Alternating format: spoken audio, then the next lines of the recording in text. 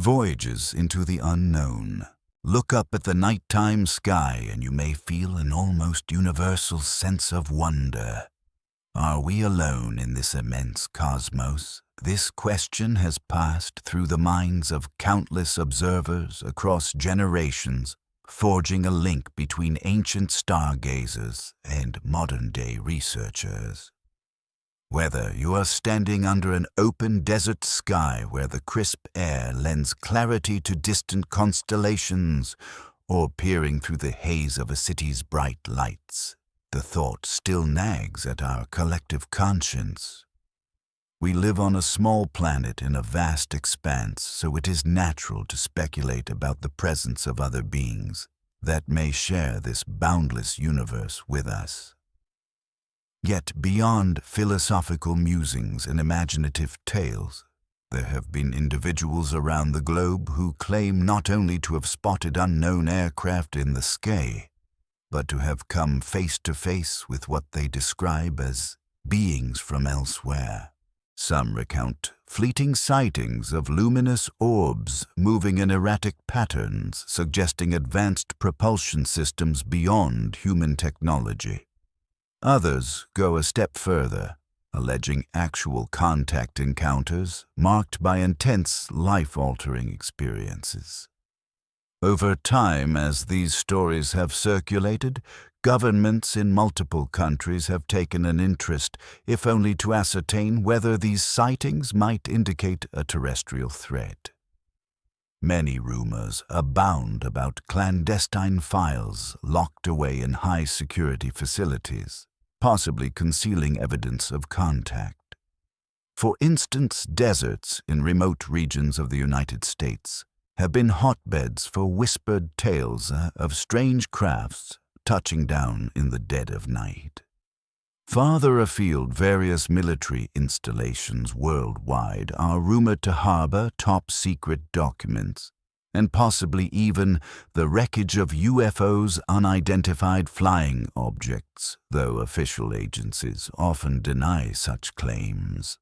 Simultaneously, cultural folklore around the globe teems with narratives of visitors from above, sometimes woven into the spiritual fabric of local traditions. Whether these accounts are preserved in religious texts, embedded in myths about star people, or chronicled in ancient megalithic structures, the essence remains the same: an unending curiosity about otherworldly presences that defy conventional explanation. Our modern age, dominated by the internet, has only amplified this phenomenon. Online message boards are filled with eyewitness testimonies, purported leaked government documents, and analyses of cryptic footage showing odd shapes streaking across the sky. Mainstream media sometimes picks up these stories, presenting them in sensationalized formats to capture public interest. Critics argue that such coverage often trivializes the topic by mixing serious inquiries with outlandish conspiracy theories. Yet the fascination endures, and questions about alien life continue to grip our collective consciousness. In times of heightened curiosity, each sighting or reported abduction reverberates throughout popular culture, sparking debates that range from the purely skeptical attributing events to misidentifications or hoaxes, to the truly speculative asserting that these are tangible signs of alien intelligence. This perpetual tension between skepticism and credulity forms the bedrock of one of humanity's most enduring mysteries. On one side stand those who see possible cosmic neighbors in every unusual glimmer in the sky. On the other side, many remain cautious, seeking rational explanations grounded in atmospheric science or experimental military technology. Somewhere in the middle sits a more nuanced perspective, open to undiscovered phenomena, yet mindful that we must separate credible evidence from sensational claims. As we begin our journey through some of the most celebrated or, in certain cases, notorious alleged extraterrestrial encounters, keep in mind that these stories have shaped not only the individuals directly involved, but also our broader cultural and scientific dialogue about what might lie beyond our planetary boundaries. Among the myriad of reported alien encounters, few have garnered as much attention or sparked as many debates as the case of Betty and Barney Hill. Before delving into their extraordinary story, it is vital to recognize that claims of interactions with non-human entities date back centuries. Ancient civilization recorded celestial sightings on tablets and temple walls, often attributing them to divine beings or mystical forces. Over time, societies evolved more scientific ways of understanding these occurrences, yet the sense of awe and sometimes fear persisted. It was in this atmosphere of curiosity that Betty and Barney Hill's experiences emerged, capturing both the public's imagination and the scrutiny of serious investigators. In 1960, Betty and Barney Hill were an ordinary couple residing in Portsmouth, New Hampshire. She was involved in social services, striving to uplift people within her community, while Barney worked diligently in the postal service and participated actively in civil rights initiatives. Their life together was by most measures quiet and unremarkable. A small dog shared weekends' involvement in their local neighborhood. Friends and neighbors considered them dependable if somewhat private individuals who seldom sought attention. But one autumn evening in 1961 reshaped their lives forever, thrusting them into the spotlight of one of the first widely publicized alien abduction narratives in modern American history. The Hills had been returning from a brief vacation to Niagara Falls, a trip that offered them a chance to unwind from daily life. That night, the route through the White Mountains was serene yet desolate, with few cars on the road. This emptiness provided a perfect canvas for anything unusual to stand out, and sure enough, something did. Betty noticed a singular bright light in the sky hanging near the moon. Initially, she considered it might be a shooting star, but any notion of it being a simple meteor was quickly dismissed when the object abruptly altered its path and seemed to grow larger. Startled, Betty asked Barney to pull over and retrieve their binoculars. Through the lenses, Betty saw that the light resembled a disc outfitted with multiple illuminated windows. Barney, who had served in World War II and possessed a pragmatic outlook, hypothesized it could be an experimental military aircraft, or possibly a satellite. Yet as the craft approached with little sound, floating perhaps only about 100 feet overhead, his military experience no longer offered any reassuring explanation. The silence of the craft and its proximity eroded Barney's initial calm. He exited the car, still clutching a handgun, more a symbol of desperation than protection, and aimed the binoculars up at the object's windows. In that moment, he witnessed silhouettes of beings with large heads and dark, penetrating eyes, dressed in tight-fitting uniforms. Although no audible voice was heard, Barney later described experiencing a telepathic command urging him to set down his weapon. Fear engulfed him, and he dashed back to the car in near hysteria. Barney insisted that they should speed away immediately. Yet before they could escape, they heard an odd series of beeping noises from the back of the vehicle. According to their accounts, that was the moment everything shifted into a surreal haze. The Hills felt paralyzed, their minds foggy. When they came to, they realized they had traveled nearly 30 miles with no clear recollection of the journey. 2 hours seemed to be missing entirely from their timeline, a void for which neither Betty nor Barney could offer any logical explanation. Adding to their bafflement was the state of their belongings. Betty's dress, for instance, bore a strange pink dust, and her zipper was torn as though manhandled by unseen forces. Barney's shoes were scuffed, hinting that he might have walked across rough terrain despite having no memory of doing so. Even more perplexing was the fact that both of their watches had inexplicably stopped at precisely the same time. Once home, the oddities only mounted. Their arrival time was 3 hours later than expected, and a palpable tension settled over the household. Betty started experiencing recurring nightmares in the days that followed, vivid dreams about being taken aboard an otherworldly craft, confronted by small gray-skinned beings with large black eyes. In these dreams, the creatures subjected her and Barney to a series of tests that she described as vaguely medical, involving invasive procedures.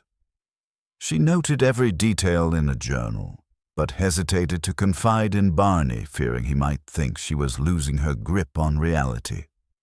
Meanwhile, Barney suffered severe insomnia and anxiety plagued by a persistent sense that something deeply unsettling had occurred. Eventually, concern outweighed their apprehension. A local organization dedicated to investigating unidentified flying objects took on their case. The group quickly realized that the drive back from their vacation spot, a trip that should have lasted about 4 hours, had ballooned into a 7-hour ordeal, suggesting that the Hills' claim of missing time might carry some weight. Then came the decision to seek professional help from Dr. Benjamin Simon, a psychiatrist in Boston who specialized in hypnosis therapy. Over multiple sessions, Dr. Simon hypnotized both Betty and Barney, separately aiming to uncover the lost memories of that fateful night.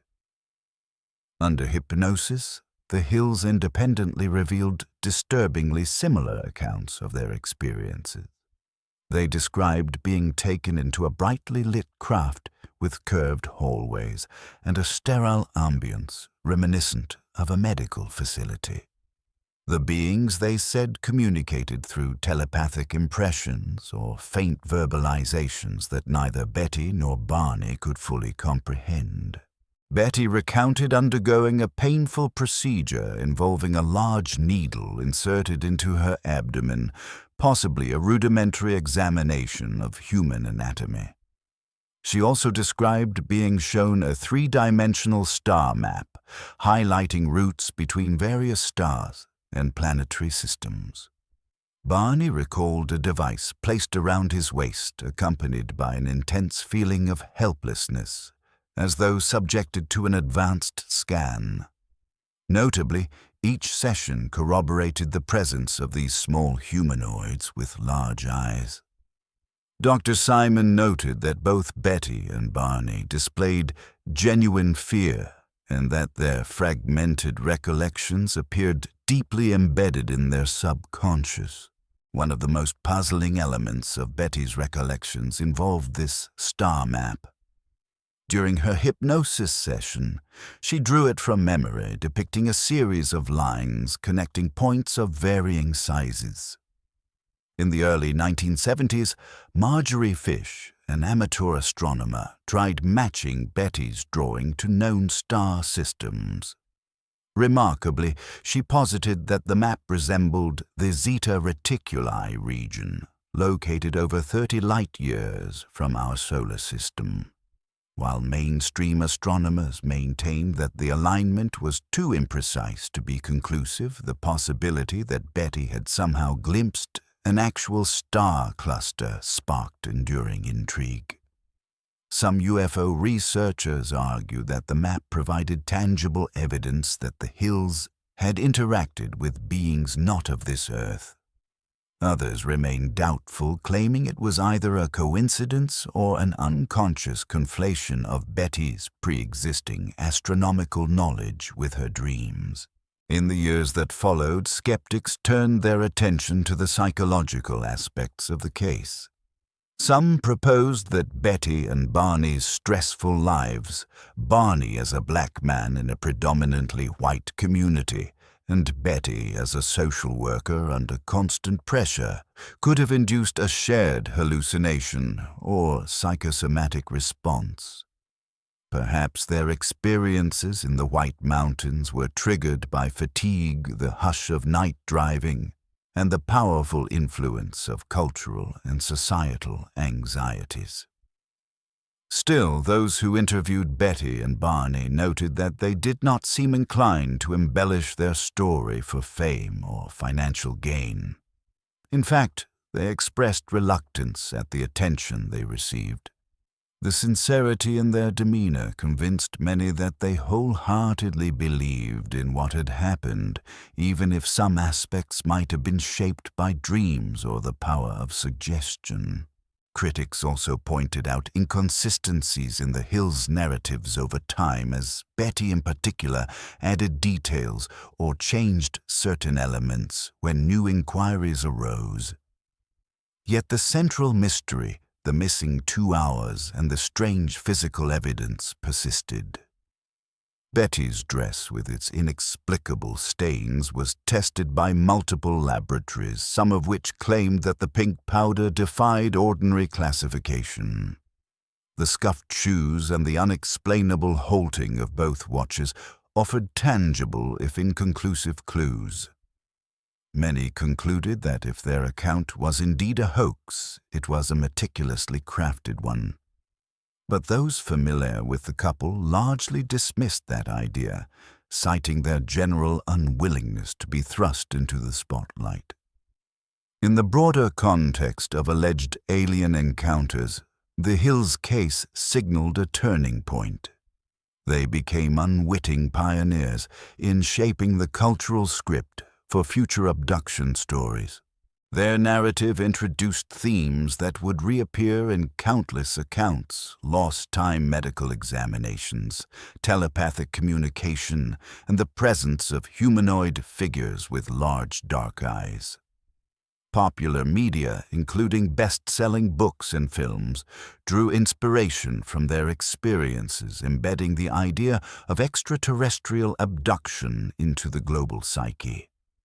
Even decades later, UFO enthusiasts and researchers cite the Betty and Barney Hill case as a watershed moment, one that opened public discourse to the possibility that not only are we being visited, but some of us are also being taken. What truly separates the Hills encounter from a simple bedtime story or an elaborate prank is the level of investigation it subsequently underwent. Dr. Benjamin Simon, known for his expertise in hypnosis, has consistently been praised for his methodical approach. He did not rush to label the couple's experiences as supernatural. Instead, he meticulously recorded their sessions, dissecting each fragment of information. If the Hills had concocted their story for notoriety, they would have undergone a tremendous amount of emotional stress and placed themselves at the mercy of detailed professional scrutiny. In subsequent decades, as more UFO cases emerged, the consistency of certain motifs in these narratives raised eyebrows. Could it be that a collective unconscious or cultural script shaped the experiences of claimants who came after Betty and Barney Hill? Or was it evidence that something undeniably real was taking place? Something so traumatic and unknown that eyewitnesses could barely articulate it in conventional terms. Many researchers found compelling the physical traces, the pink substance on Betty's torn dress, the halting watches, and even the alleged star map. Others pointed out that if the hills were seeking attention, they surely did not profit much from their claims. The couple was more concerned with finding an explanation, any explanation for what they had undergone, whether mundane or extraordinary. Although fame eventually followed them, it was not by choice, but by circumstance.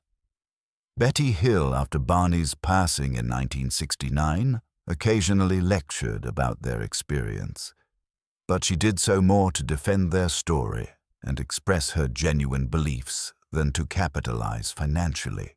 From a cultural perspective, the Hills' story laid groundwork that allowed the discussion of alien abduction to migrate from fringe communities into the broader realm of pop culture. By the 1970s, UFO conventions and media coverage of close encounters had multiplied. Books dissecting similar accounts proliferated, and Hollywood found a wellspring of inspiration in these eerie, sometimes horrifying testimonies. The language of UFO discourse, terms like close encounter, missing time, and grays gained widespread recognition. While some remain unconvinced and believe that the Hills' experience can be explained through psychological or mundane phenomena, their narrative still resonates in contemporary debates about extraterrestrial life. When you consider the possibility that the universe might host countless other civilizations, some perhaps millions of years more advanced, the Hills' case stands as a point of reflection. Are these stories fabrications of a vivid imagination, or are they glimpses into an expanded reality that most of us have yet to confront? Scholars of religion and philosophy have noted parallels between modern UFO abductions and ancient tales of gods descending from the heavens to interact with humanity. Interestingly, while the vocabulary has changed no longer, do we speak of chariots of fire, but of glowing discs and advanced technology? The core phenomenon might still be a universal human constant, the awe of encountering something that defies our current understanding.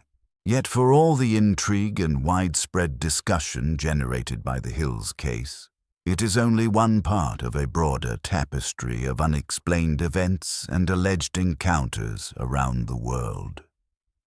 Some episodes carry an air of ancient mysticism woven into the religious or cultural traditions of specific regions. Others are resolutely modern, unfolding amid the watchful eye of air traffic control radars and smartphone cameras. In some instances, as with the Hills, only a handful of witnesses exist, making the events easier to dismiss as subjective or anecdotal. In others, entire towns or large communities claim to have observed the same eerie lights, shapes, or movements. The media's role in shaping public perception cannot be understated. When Betty and Barney Hill's story made its way into newspapers and radio shows in the mid-1960s, it ignited a fervor that was further stoked by emerging UFO clubs and researchers. Television specials, documentary films, and even dramatic retellings found a ready audience eager to explore the unknown. Meanwhile, authorities, both governmental and scientific, often maintained a stance of cautious neutrality, releasing statements that offered alternative explanations whenever possible. Whether balloons, secret military exercises, or atmospheric anomalies were commonly cited, though these explanations did not always satisfy those who had witnessed extraordinary phenomena firsthand.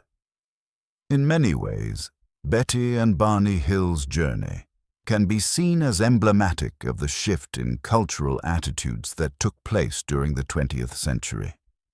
The space race was in full swing, and humans were on the cusp of walking on the moon. In this technological and imaginative climate, the boundaries separating science fiction from plausible reality began to blur. People were more open than ever to the idea that advanced life forms might exist in the distant recesses of space.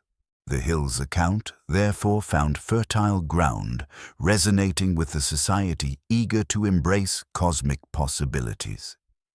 Nonetheless, the Hills remained ambivalent protagonists in their own story, unintentionally becoming spokespersons for a phenomenon still steeped in debate.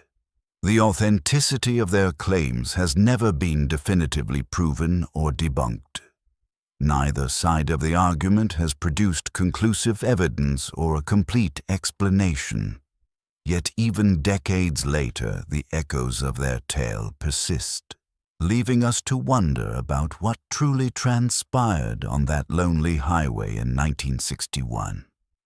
Perhaps the best lesson to draw from their experience is the necessity of humility in the face of unexplained mysteries. Regardless of whether their abduction was real, partially real, or purely psychological, it reminds us that our understanding of reality science and the cosmos is far from complete. As we transition to other enigmatic cases, keep the Hills story in mind as a bellwether. It highlights the interplay between cultural receptivity, investigative rigor, and the uncharted territories of the human psyche. Allegations of alien contact are not limited to the United States or the modern era. They appear across continents and throughout history. What changes are the interpretations shaped by religious beliefs, folklore, or the scientific frameworks of their time?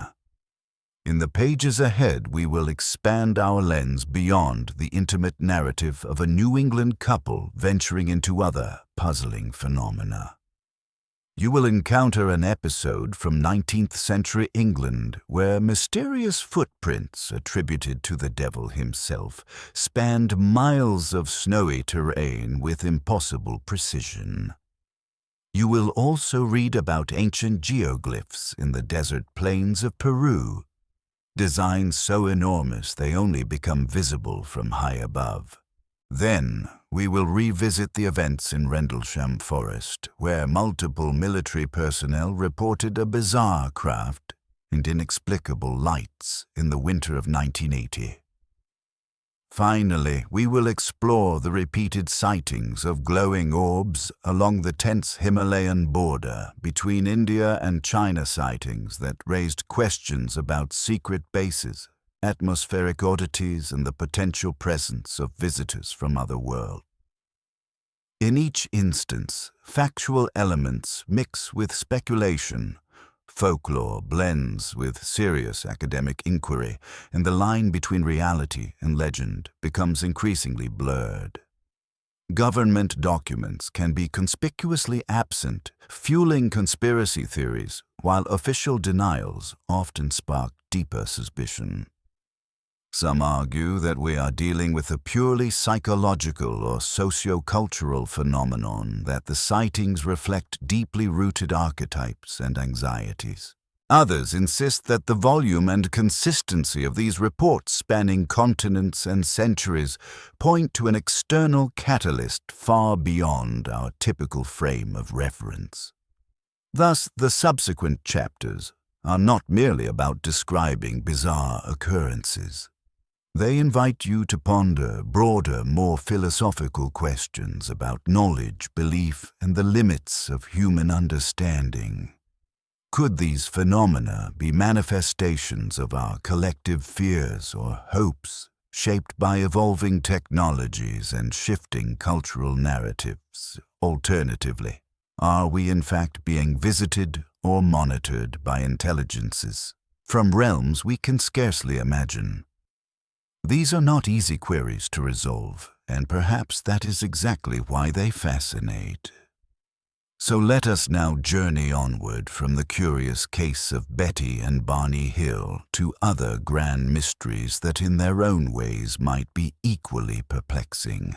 We will see how each riddle has left its imprint on history, forging legends, folklore, or scientific puzzles that linger unresolved. Welcome to a larger world where dusty archives, hypnotic regressions, testimony from credible witnesses, and conflicting expert opinions all converge, leaving us grappling for answers. The more we explore, the more we realize how little we truly know, a humbling yet exhilarating realization. Tracks in the snow and ancient desert signs. Across the Atlantic from the Hills experience in mid-20th century America lies a mystery set in Victorian England, one that may not directly involve extraterrestrial visitors, but is equally enthralling for its sheer, unexplainable quality. In February 1855, in the rural region of East Devon, residents awoke to a frigid morning blanketed by thick layers of pristine snow. Initially, the day seemed ordinary enough. Farmers planned to check on livestock, children prepared for their lessons, and the local clergy readied for daily parish duties. But as people left their homes, they were greeted by a spectacle that rattled their sense of normalcy. A continuous trail of strange, hoof-like footprints extended over more than 100 miles, crossing fields, winding through villages, and even appearing on rooftops and high walls. These prints, soon dubbed the Devil's Footprints, measured roughly 4 inches long and a bit over 3 inches wide. They shared the characteristic shape of a cloven hoof, yet what set them apart was their unnaturally linear arrangement. Each impression followed the next in a near straight line rather than the staggered gait one would expect from a 4-legged animal. Even more perplexing was the path they took. Footprints marched across snow-laden roofs, scaled garden fences, and sometimes stopped abruptly at walls too tall for a goat or deer to leap over, only to resume on the other side as if no barrier existed. In some cases, the tracks squeezed into narrow drain pipes before emerging again, further fueling eerie speculation. Word spread quickly through town squares and eventually traveled to neighboring villages. Some claimed the tracks were evidence of Satan himself roaming the countryside seeking souls to tempt. This belief gained ground because in Christian iconography, cloven hooves are often associated with demonic figures. Clergymen reminded their congregations that such signs could be warnings of sin or tribulation. Some households resorted to prayer or placed protective symbols on their doors. Within days, curiosity seekers, scientists, and reporters descended upon East Devon to witness the phenomenon. They were perplexed by how far these tracks extended and the obstacles they surmounted. Various explanations soon emerged. Some proposed that an escaped kangaroo or donkey might have caused the prints, though such an animal would still struggle to navigate vertical walls and rooftops. Biologist Richard Owens posited that hungry badgers, perhaps foraging in severe winter conditions, were responsible. Yet again, the puzzle of how a badger could traverse buildings remained unanswered. A more contemporary interpretation involved groups of hopping mice creating illusions of hooves in the snow, but the distance and consistency of the tracks made this improbable. The theory of an intricate prank also surfaced. Maybe a cunning individual crafted a device to stamp hoof-shaped impressions and undertook an overnight trek to fool the masses. But to traverse a span of over 100 miles in a single night across forests, frozen streams, and high walls would require superhuman effort, meticulous planning, and still leave behind additional footprints or clues. No such clues ever emerged. The name Devil's Footprints stuck, fueled by an era in which the supernatural was often invoked to explain strange occurrences.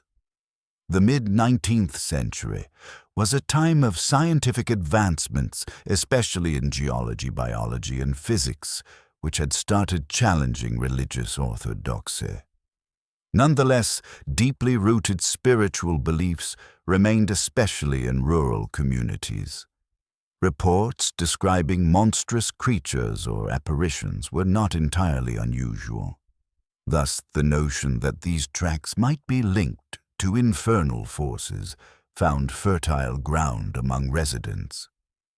Oral histories in East Devon occasionally mention that many people took extraordinary measures to protect themselves from malevolent entities in the nights following the discovery. Some families kept their children indoors after dusk, or placed iron horseshoes on doors, an old ward against evil. As time wore on, the footprints became a local legend, retold around hearths and published in pamphlets distributed in towns far removed from Devon. Since photographic technology was still in its infancy, no clear photographic record of these tracks exists. Instead, sketches and handwritten accounts provide the main evidence. English newspapers, both regional and national, offered sensational stories that occasionally contradicted each other, adding confusion to the mystery. One local clergyman documented his own measurements and concluded that the footprints must be supernatural, as the distance they covered without apparent rest was beyond mortal capabilities. He recounted how in multiple villages the tracks went straight through haystacks as though ignoring physical barriers. With the industrial boom, the 19th century was also an era of traveling circuses and private menageries owned by wealthy collectors. Rumors circulated that perhaps an exotic animal had escaped, leading to the bizarre footprints. However, no local menagerie reported missing creatures at the time. If it were an animal, how to explain the single-file precision of each print and the remarkable distances covered? The scare eventually died down, but the incident was never satisfactorily resolved. Skeptics concluded that some rational explanation might exist, perhaps a series of unusual meteorological events combined with animal tracks to produce an illusion. Believers in the supernatural pointed to the lack of any plausible natural explanation as evidence that dark forces were indeed at work. Over the decades and even centuries, new theories have surfaced. Some have suggested advanced optical illusions caused by meteorological conditions akin to ice crystals, refraction, or electrical phenomena that formed hoof-like imprints. Others have mulled over the possibility that a team of pranksters orchestrated the hoax, though no deathbed confessions or archival documents have surfaced to corroborate such a tale. In the modern era, a renewed interest in the paranormal has brought the devil's footprints back into focus.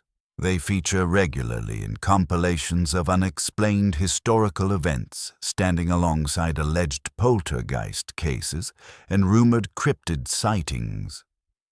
Despite modern attempts to reanalyze original records, the puzzle remains. The footprints are so uniquely bizarre that they resist neat categorization. While you might suspect that after more than a century and a half, any search for answers would be futile, it is precisely this ongoing enigma that lends the story its enduring power. Much like UFO sightings, the devil's footprints tap into a shared human fascination with the unknown, prompting the question, how do we distinguish the boundary between what is possible and what lies beyond our current understanding? From the spectral, snow-laden fields of Devon, we shift our gaze to a land of scorching heat and near-perpetual dryness, the Nazca Desert in Peru. Despite the stark contrast in climate, both locations share an otherworldly aura, inviting curiosity about who or what leaves indelible marks on Earth's surface. In the case of Nazca, however, the marks are not ephemeral footprints, but massive geoglyphs that have survived centuries carved into the desert plateau by an ancient civilization whose deeper purposes remain elusive. Located near the towns of Nazca and Palpa in southern Peru, this region is notable for its extreme aridity. Rain is scarce and the landscape is harsh and rugged. Yet between 100 BC and 800 AD, the Nazca people flourished here, developing complex irrigation systems that carried water from underground aquifers. Archaeologists marvel at how they managed to sustain agriculture and a thriving culture in such a forbidding environment. Their society produced intricate pottery, vividly painted with mythological motifs, and engaged in ceremonial rites that at times included human sacrifice, underscoring their spiritual fervor. But it is the Nazca Lines first brought to worldwide attention by modern pilots in the early 20th century that truly defined the region's aura of mystery. There are hundreds of these geoglyphs, ranging from simple straight lines to elaborate representations of animals, plants, and geometric shapes. The hummingbird geoglyph extends over several hundred feet, etched with extraordinary precision. Equally striking is the spider figure, spanning about 150 feet across, which researchers identified as a depiction of the Riccinuli spider, a creature primarily found in the Amazon hundreds of miles away. Even more inexplicable is how the Nazca civilization managed to craft these large-scale figures without aerial vantage points or advanced surveying tools. The common explanation is that they meticulously remove the top layer of dark sun-baked stones to reveal the lighter sand beneath a method that has preserved the designs thanks to the desert's dryness. Various theories attempt to elucidate the line's original purpose. Maria Reiche, a German mathematician and archaeologist known as the Lady of Nazca, dedicated her life to surveying and preserving these geoglyphs. She proposed that many of the lines aligned with astronomical events, points where the sun or stars would rise or set on the horizon. Her ideas, while influential, faced challenges from other scholars who conducted rigorous statistical examinations, finding no consistent correlation to celestial bodies. Anthony Aveni and Gerald Hawkins, two noted astronomers, concluded that while some lines might relate to astronomy, many did not, implying a more complex or perhaps multifaceted function. Another hypothesis suggests that the lines serve a religious or cultural role, possibly forming part of elaborate rituals to appease water deities or other natural forces. Some lines might be ceremonial pathways used during festivals or processions. Indeed, the sweeping lines could guide celebrants or priests as they enacted sacred rites, while animal-shaped geoglyphs could honor deities associated with fertility hunting or agriculture. But as is the case with many prehistoric structures and designs from Stonehenge to the pyramids, scholars still debate the line's ultimate significance. The Nazca Lines have also captured the imagination of writers and enthusiasts beyond the academic sphere. Erich von Däniken famously popularized the ancient astronaut theory, suggesting that these massive geoglyphs may have been crafted as signals or landing strips for extraterrestrial visitors millennia ago. In this view, the elongated shape of certain lines could serve as runways, and the humanoid geoglyph known as El Astronauta might be a depiction of an alien figure. Critics of von Däniken argue that such interpretations rely on speculative leaps rather than concrete archaeological data. Nonetheless, the concept of interstellar contact has become deeply interwoven with Nazca's mystique, fueling countless documentaries, books, and debates. In more recent years, technological tools like satellites, drones, and artificial intelligence have uncovered additional geoglyphs previously hidden due to the sheer vastness of the desert. These new findings range from depictions of serpentine shapes to more abstract configurations, some spanning hundreds of yards.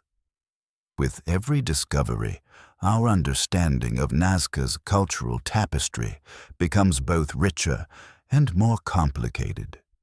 Researchers now grapple with questions about the extent of these geoglyphs and the potential existence of undiscovered ones scattered across the desert. One particularly intriguing anomaly is the unusually high magnetism and electrical conductivity measured in parts of the Nazca Plateau. Certain studies suggest that these readings are hundreds of times higher than in surrounding regions, although the geological reasons remain unclear. Could it be that the Nazca civilization recognized some kind of energy or natural feature in the land that modern scientists are only beginning to decode? This overlap between the geoglyphs and natural phenomena invites even more theories. If the lines were indeed spiritual or ceremonial, maybe the Nazca people chose specific locations where they perceived an enhanced connection to the divine. From a philosophical perspective, the debate surrounding the Nazca Lines encapsulates a broader human endeavor, the search for meaning in monumental achievements left behind by ancestors. The fact that these shapes can only be truly appreciated from above hints that they were either created for gods residing in the sky, or were at minimum intended for viewers positioned on elevated terrain. While the desert's dryness and isolation have helped preserve these lines for centuries, we still face immense challenges in deciphering their origin story and cultural function.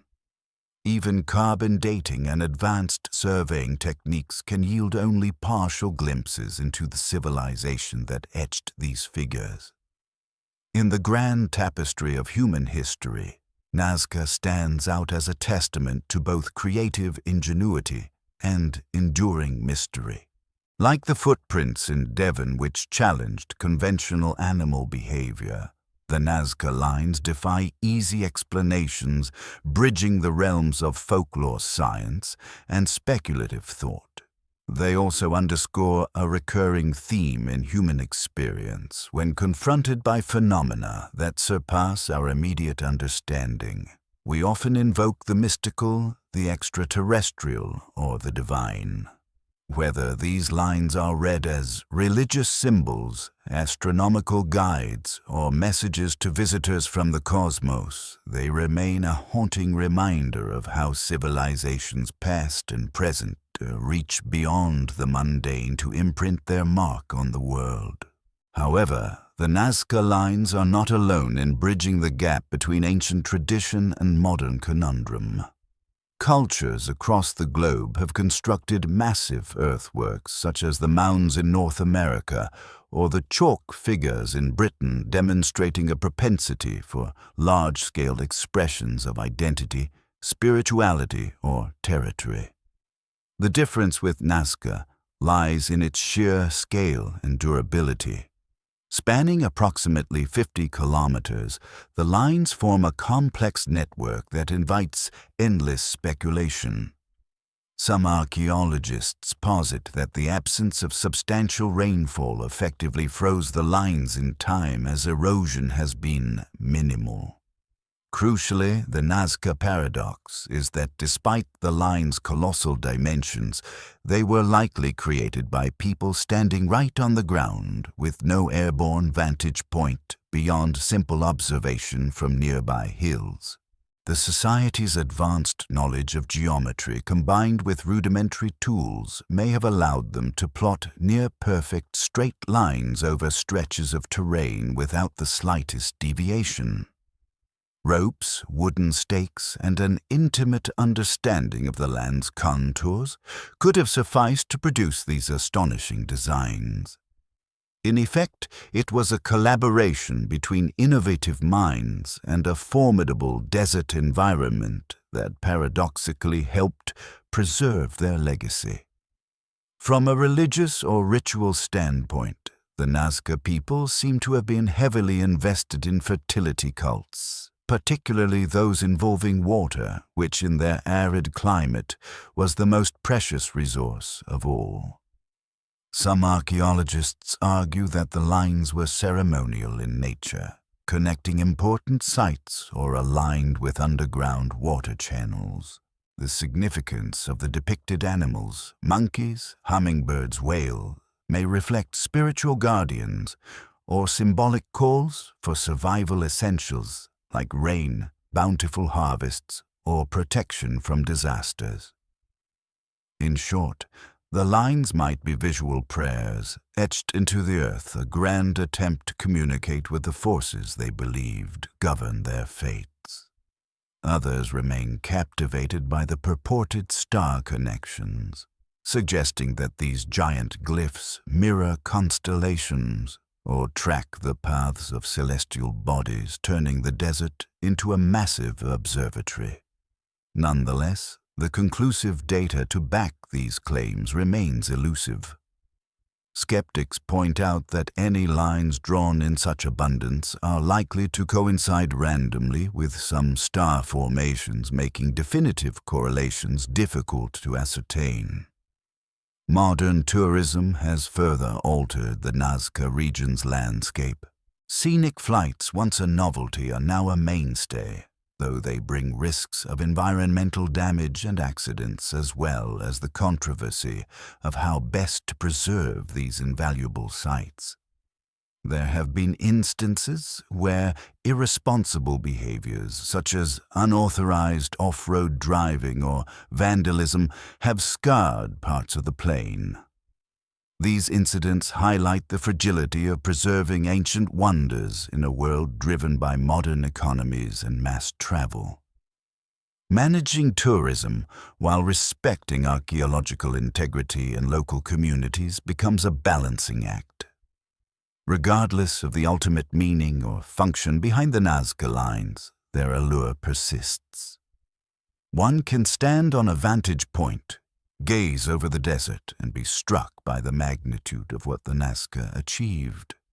It evokes a sense of standing on the threshold between history and myth, the known and the unfathomable. Like so many of the phenomena we have explored and will continue to explore, the lines serve as an enduring invitation to wonder, an open question that beckons us to probe deeper into the tapestry of human possibility. Our exploration of unexplained marks on Earth's surface takes yet another turn as we move from the Nazca Desert to the forests of Suffolk, England, specifically Rendlesham Forest, nestled near an American Air Force base in the latter part of the 20th century. But before we fully delve into that event which we will examine in the next part, let us reflect on the unifying thread between Devon's footprints and Peru's desert art. Both are rooted in physical phenomena, impressions in the snow, and monumental etchings in the ground. Both have sparked intense debate about their origins, be they natural, supernatural, or extraterrestrial. Why do such phenomena persist in captivating us, generation after generation? One reason may be the sheer tangibility of physical traces. In Devon, people saw hoof-like imprints traversing otherwise untouched snow. In Nazca, enormous designs stretch across an inhospitable desert, visible only from high altitudes.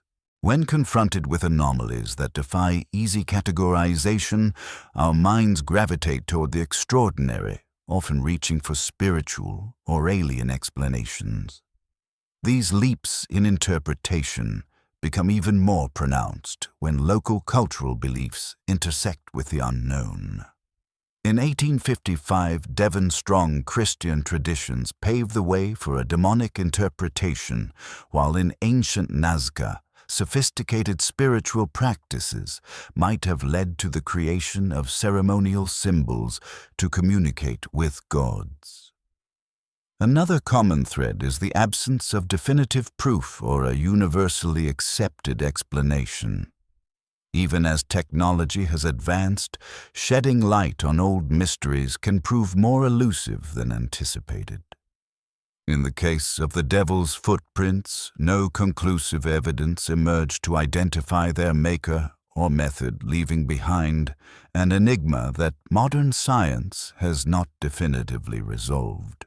Likewise, while researchers can analyze the Nazca Lines composition, measure their alignment, and even date some of the pottery fragments found nearby, the deeper purpose remains a puzzle that fosters ongoing scholarly and lay speculation. Each new generation approaches these phenomena armed with fresh theoretical frameworks. In the Victorian era, many defaulted to supernatural attributions. By the mid-20th century, a burgeoning interest in space exploration and advanced machinery fueled speculation of interplanetary visitors. In contemporary times, internet culture has democratized the discussion, allowing amateur sleuths to propose everything from newly discovered cryptids to advanced holographic projections.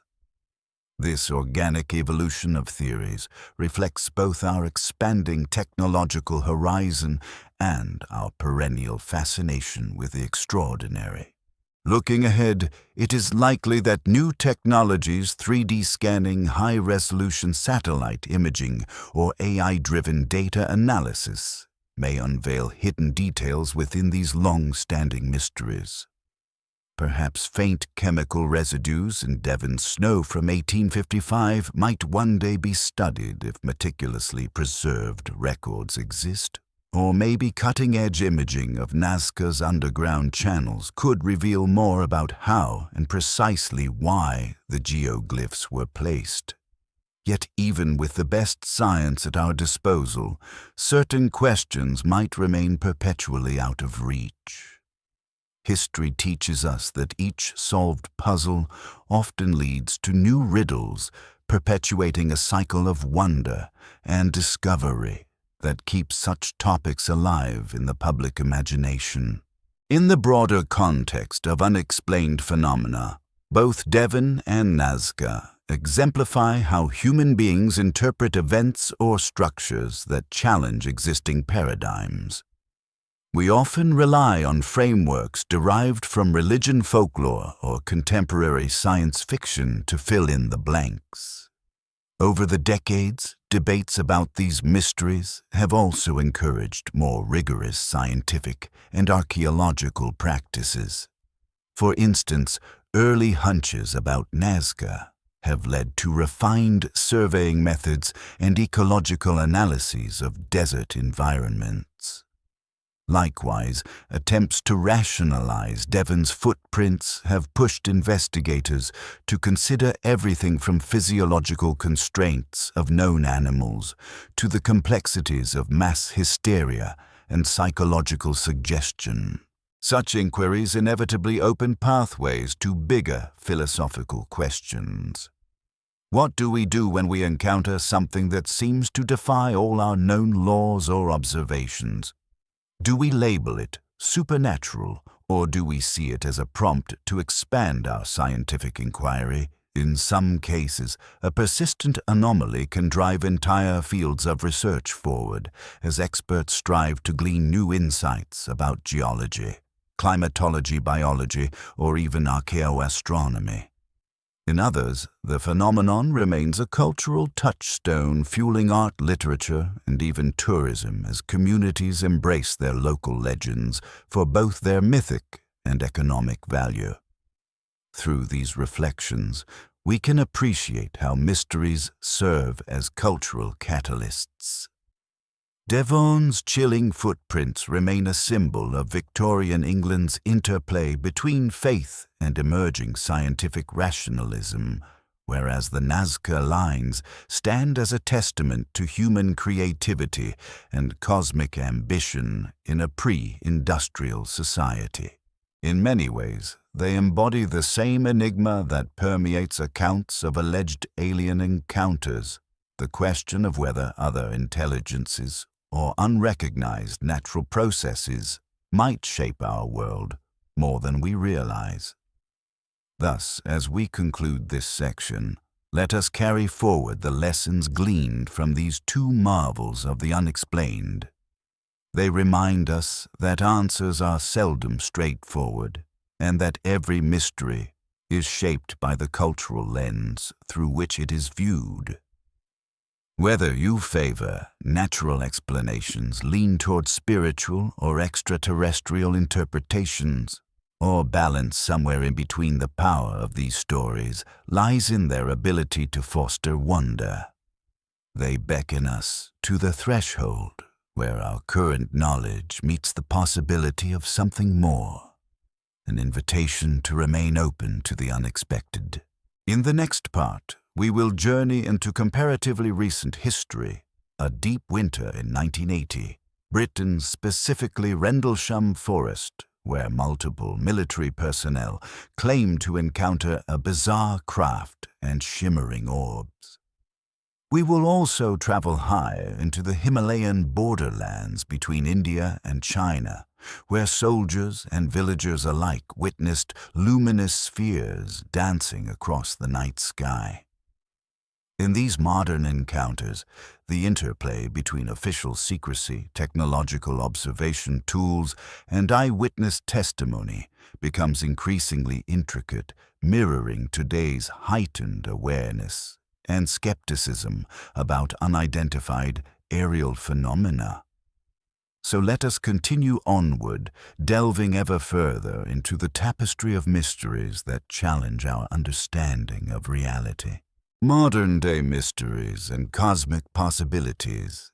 In the final stretch of our exploration, we move into more contemporary terrain cases that unfolded against the backdrop of modern military technology, political tensions, and increased media scrutiny. First among these is the Rendlesham Forest incident, often dubbed Britain's Roswell. Occurring in late December 1980, the series of events took place near two Royal Air Force bases, Woodbridge and Bentwaters, both leased to the United States Air Force during the Cold War. Tensions ran high across Europe at the time, with NATO and the Warsaw Pact countries locked in a precarious standoff. With nuclear warheads rumored to be stored at nearby bases, security was paramount. In the early hours of December 26th, security personnel stationed at RAF Woodbridge reported noticing intense beams of red and white light filtering through the dense woodland. Suspecting a downed aircraft, Sergeant Jim Peniston and Airman John Burrows ventured into Rendlesham Forest to investigate. What they encountered defied every assumption of a simple crash site.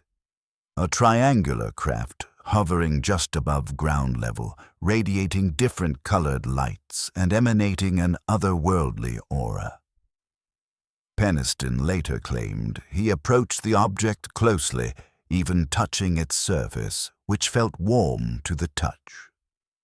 He described a smooth metallic exterior etched with symbols reminiscent of hieroglyphs, though not exactly matching any known language.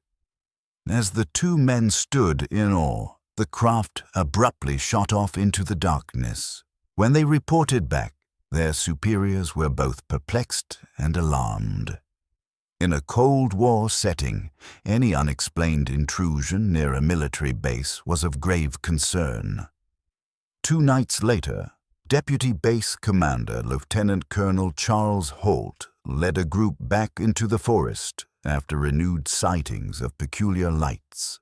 Equipped with audio recorders, floodlights, and a Geiger counter, they methodically documented what they witnessed: luminous objects appearing between the trees, beams of light shooting toward the ground, and a bright red orb that seemed capable of instantaneous darting maneuvers. Holt's tape recordings capture his astonishment, noting spikes in radiation readings near where the object allegedly landed. The team also found 3 small depressions in the soil, arranged in a triangular pattern. News of the incident eventually leaked to the media, igniting a firestorm of speculation.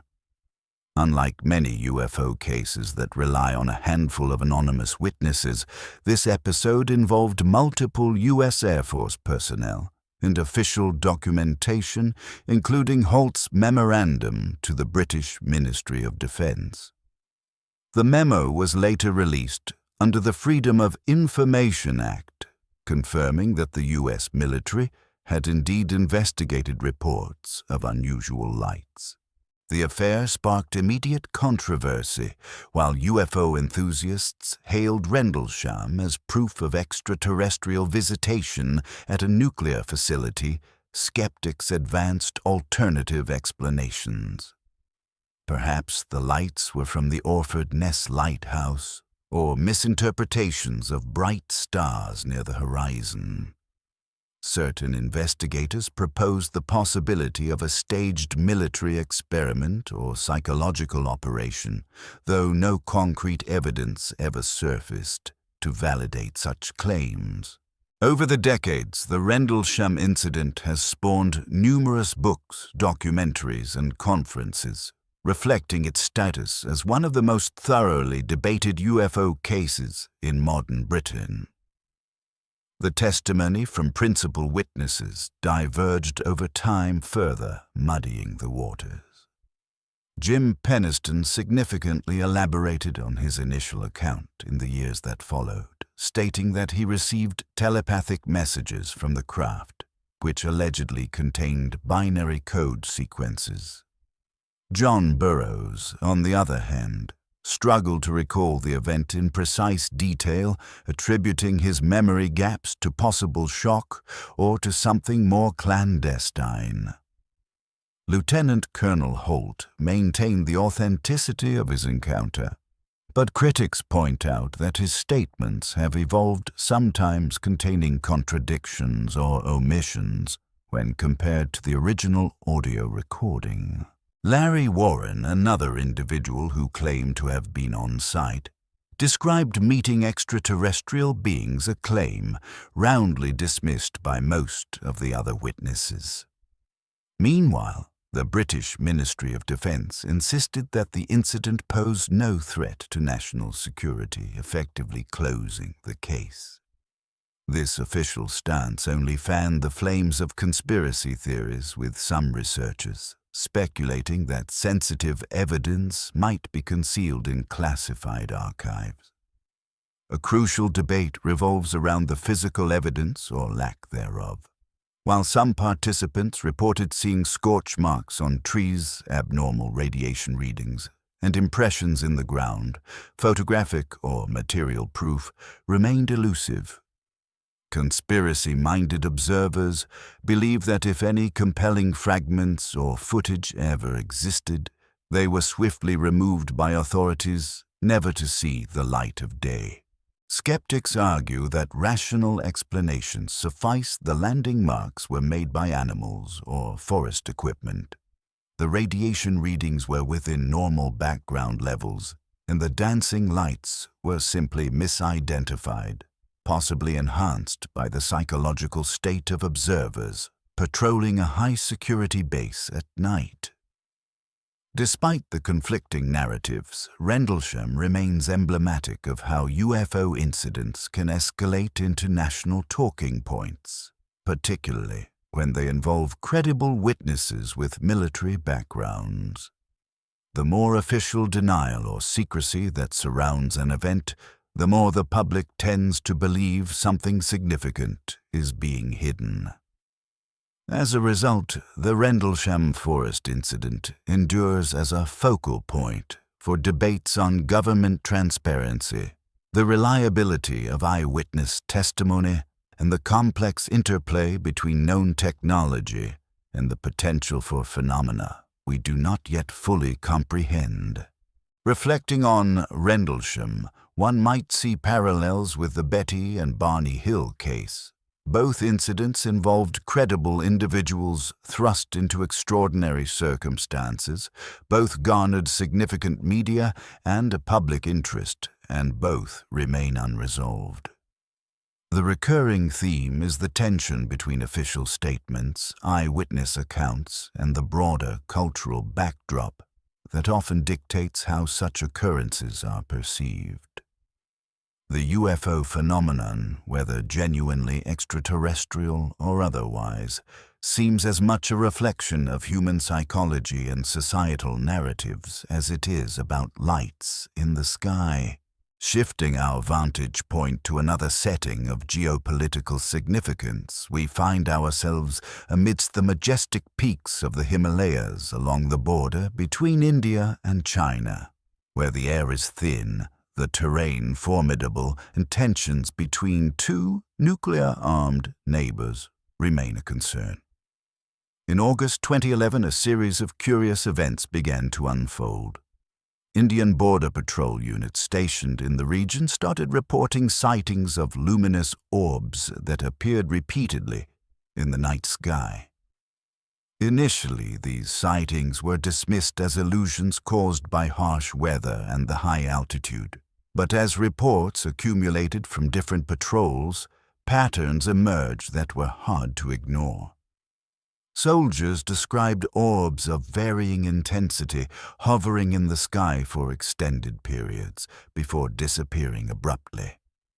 Attempts to photograph or record them sometimes failed, as the orbs did not always register clearly on infrared or radar equipment. Meanwhile, civilians living in nearby villages also claimed to see these lights weaving folklore and local belief systems into their explanations. In some accounts, these orbs were ancient guardian spirits, embodiments of the sacredness of the Himalayan range. But to security-conscious officers, any unexplained aerial activity along a contested border merited serious concern. Complicating matters, similar sightings emerged from the Chinese side. Though official statements were sparse, rumors circulated that Chinese border forces had likewise observed mysterious lights. In an area already rife with mistrust and territorial disputes, each side initially suspected the other of deploying advanced surveillance technology or drones. Eventually, the Indian government sought the expertise of scientists from the Indian Institute of Astrophysics and other research organizations. They spent weeks in the region setting up telescopes, radars, and cameras to capture the phenomenon under controlled conditions. The data they gathered did not reveal any conclusive anomalies in atmospheric conditions or cosmic events that might explain the persistent, luminous orbs.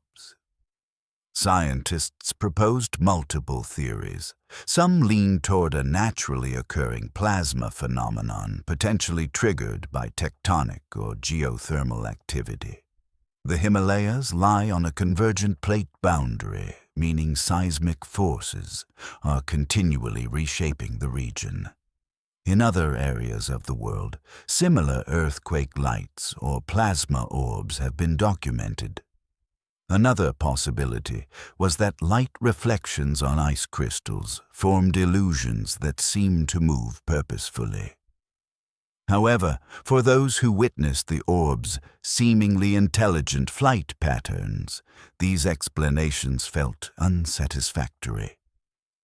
Inevitably, UFO researchers looked to more exotic possibilities. They cited parallels with known hot spots in regions like the American Southwest, where orbs have been reported near sensitive military installations. A few suggested the presence of clandestine alien bases, tucked deep into the mountains, a hypothesis lacking tangible evidence but appealing to those convinced that extraterrestrial visitors seek remote and inhospitable terrains for secrecy. Social media and internet forums buzzed with speculation, ranging from secret tests of futuristic aircraft to actual alien craft. Some even connected the sightings to local legends of the hidden cities in Himalayan lore, spaces believed by certain spiritual traditions to be inhabited by enlightened beings. At the height of these mysterious sightings, tensions flared as Indian and Chinese troops engaged in territorial brinkmanship, each side wary of the other's intentions. The sightings of unexplained orbs then took on a more ominous dimension, with each government concerned that the phenomenon could be part of advanced espionage. Diplomatic channels quietly pursued clarifications, but no official statements resolved whether these lights constituted a security threat. Intriguingly, the orbs seldom crossed deeper into either side's airspace, lingering instead in contested or sparsely patrolled regions. Over time, the intensity of the sightings subsided, or at least fewer reports made it to public channels. Some argued that the phenomenon might still be ongoing, but overshadowed by shifting military priorities or overshadowed by other global crises. Others claimed the lights were seasonal, correlating with certain atmospheric conditions present in late summer or early autumn. Meanwhile, Indian astrophysicists and geologists continued to publish occasional research papers analyzing data from the region. While some acknowledged the plausibility of a plasma-based explanation, none could account for the consistent patterns or seemingly purposeful movement described by border patrols. As with Rendlesham and the Hill abduction, the Himalayan orb sightings highlight the role of eyewitness testimony and official secrecy. Soldiers generally trained to make systematic observations offered relatively consistent accounts of the orb's appearance. The lack of official clarity or definitive scientific explanation fueled myriad speculations. In a world shaped by instantaneous media coverage, such ambiguity often leads to rumors spiraling into elaborate conspiracy theories. Philosophically, these orbs challenge our anthropocentric notion of dominion over Earth. If they are natural phenomena, they exemplify how little we understand certain aspects of our planet's electromagnetic and geological processes. If, alternatively, they are synthetic, be they drones, advanced aircraft, or unknown craft, then they suggest a level of technology that neither India nor China openly acknowledges. And if they represent a genuinely non-human intelligence, the implications expand exponentially, crossing the boundary between the known and the undiscovered. In that sense, these Himalayan incidents mirror ancient and modern mysteries alike, embodying the tension between mysticism, state security, and scientific endeavor. In ancient times, unusual lights or celestial happenings were interpreted as omens or messages from deities. In the contemporary era, they can become flashpoints for geostrategic anxieties. Regardless of the era, sightings in the sky, especially those defying immediate rational explanation, carry the weight of the unknown, stirring both apprehension and excitement. Today, with more sophisticated monitoring tools at our disposal, unanswered questions persist, suggesting that certain realms of human experience may always elude definitive closure. Across these varied accounts, from the intimate, hypnotic recollections of Betty and Barney Hill to the silent orbs dancing over Himalayan ridges, a consistent pattern emerges. Experiences that fall outside conventional understanding often spark debates that blend science skepticism and the enduring human hunger for wonder. As technology evolves, we find new ways to document such events, but our interpretative frameworks sometimes lag behind. Perhaps part of the challenge is that UFO phenomena, or anomalous phenomena in general, seem to stand at the crossroads of multiple disciplines: psychology, atmospheric science, military technology, folklore, and even metaphysics. The modern world's connectivity has also had a paradoxical effect. On one hand, platforms like social media allow for rapid dissemination of eyewitness footage, unfiltered testimonies, and real-time data analysis by a global network of researchers and hobbyists. On the other hand, the same platforms enable the swift spread of misinformation or sensational fabrications, muddying the waters of genuine investigation. Amid the noise, credible sightings can be overlooked or dismissed. Official agencies, for their part, generally issue measured statements that neither confirm nor vehemently deny the extraordinary nature of these events.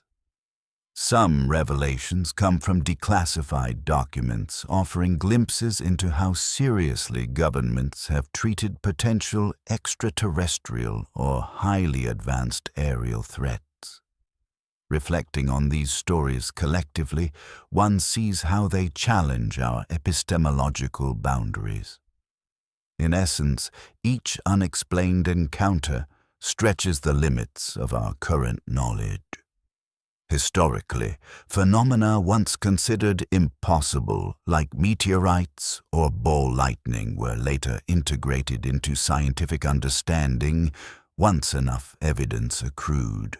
Could UFO sightings and alien abductions follow a similar trajectory, transitioning from fringe to mainstream once research methodologies and open-minded inquiry refine themselves? For many, the idea of contact with extraterrestrial intelligence resonates deeply with philosophical or spiritual inclinations. Humanity has long gazed at the stars, pondering existential questions about our place in the cosmos. If we are indeed being visited, whether physically or in ephemeral or energetic forms, the ramifications for religion, philosophy, and personal identity could be immense. The notion that advanced civilizations might traverse interstellar distances or dimensions to reach us ignites both awe and trepidation. Yet skepticism remains a vital counterbalance, urging us to question, investigate thoroughly, and avoid jumping to conclusions. Lessons from past hoaxes or misidentifications remind us that not every strange light or unusual experience must be cosmic in origin. The line between healthy skepticism and closed-minded dismissal can be thin and striking. The right balance is crucial for progress. Truth, if it lies at the heart of these mysteries, often emerges gradually through collaborative research, open data, and persistent inquiry. As we draw this journey to a close, it is fitting to revisit the themes threaded throughout the allure of the unknown, the cultural and historical contexts shaping our interpretations, and the quest to unearth answers that may or may not be within our immediate grasp. The Betty and Barney Hill case set a precedent for how personal abduction stories could morph into cultural touchstones, influencing subsequent narratives and fueling debates about the limits of human consciousness. The Devil's footprints in Devon illustrate how an anomalous physical trace in the environment can bewilder entire communities even centuries later. The Nazca Lines stand as an enduring testament to ancient ingenuity, inviting speculation about cosmic connections or religious devotions. The Rendlesham Forest incident demonstrates how official records and first-hand military witness accounts can converge into a controversy, that refuses to be neatly contained, and the luminous orbs hovering over the Himalayas highlight the interplay between geopolitical tensions, local folklore, and scientific investigation in our ongoing attempt to demystify the skies. What unites all these cases, despite their vastly different cultural settings, time periods, and narrative details, is their capacity to stimulate inquiry into worlds unseen. Philosophers remind us that human knowledge is provisional. Each generation boasts major strides in science, technology, and understanding, only to discover further horizons yet unexplored.